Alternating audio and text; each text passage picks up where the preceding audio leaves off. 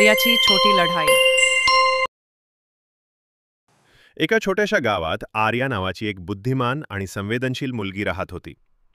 तिचं घर फार श्रीमंत नव्हतं, पण तिचे आई वडील खूप प्रेमळ आणि शिकवण देणारे होते.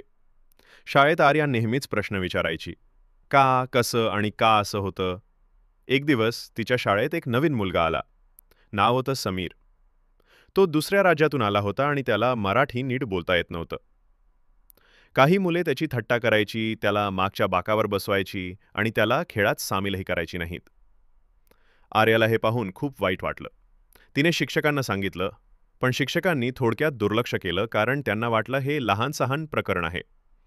त्याच रात्री आर्याने आईला सगळं सांगितलं. आई हसत म्हणाली, "बाळा, प्रत्येक माणसाला काही मूलभूत हक्क असतात. त्याला सन्मानाने जगण्याचा, शिकण्याचा, मत मांडण्याचा आणि भेदभाव न करण्याचा हक्क असतो. यालाच मानवी हक्क म्हणतात." आर्याने ठरवलं, ती आवाज उठवणार. दुसऱ्या दिवशी शाळेत तिने वर्गात सगळ्यांसमोर एक गोष्ट सांगितली. ती समीरसारख्या मुलांबद्दल होती ज्यांच्यावर भेदभाव होतो. हळूहळू सर्व मुलांना समजलं की ते चुकीचं वागवते. शिक्षकही जागरूक झाले आणि पुढच्या दिवसापासून शाळेत मानवी हक्क या विषयावर चर्चा सुरू झाली. समीरला हक्काचं स्थान मिळालं, मित्र, आत्मविश्वास आणि प्रेम.